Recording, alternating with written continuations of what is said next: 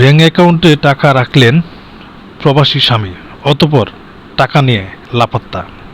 বিশেষ করে বাংলাদেশে এই ঘটনাটি ঘটে থাকে বেশি। সেটা হচ্ছে বিয়ে করার পরে স্ত্রীকে রেখে স্বামী বিদেশ চলে যান এবং এই সুন্দরী বউকে রেখে যখন বিদেশ চলে যান এবং পরবর্তী সময়ে ভালোবেসে বইয়ের নামে অ্যাকাউন্ট করে যে পরিমাণ কষ্টে উপার্জিত টাকা, সেই টাকা স্ত্রীর ব্যাংক অ্যাকাউন্টে জমা রাখেন। পরবর্তী সময়ে স্বামীকে রেখে সেই টাকা নিয়ে উধাও হন স্ত্রী।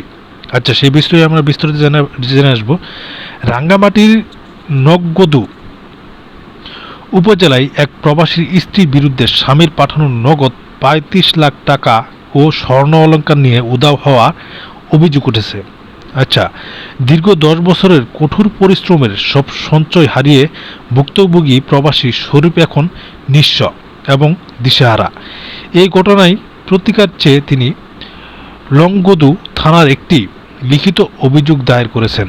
পারিবারিক সূত্রে জানা যায়, ২০১৫ সালে চাঁদপুর জেলার মতলব উপজেলার চরথাপালিয়া গ্রামের বাসিন্দা শরীফের সাথে পারিবারিকভাবে রাঙ্গামাটি জেলার লংগদু উপজেলার মাইনমুখ ঢাকাইয়া লিটার নোয়াব আলীর মেয়ে নয়নমণির বিয়ে হয়।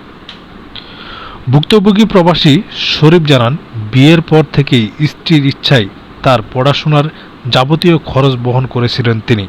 প্রবাসে থেকেই স্ত্রীর দাখিল এবং ফাজিল, অনার্স ও মাস্টার্স পাশের সব খরচ এবং সব ধরনের ভরণপোষণ তিনি একাই যোগান দেন।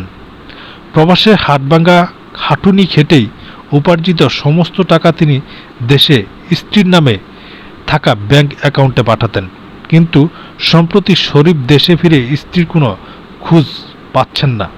এমনকি তার ব্যবহৃত মোবাইল ফোনটিও বন্ধ পাওয়া যাচ্ছে। এ বিষয়ে নয়নমণি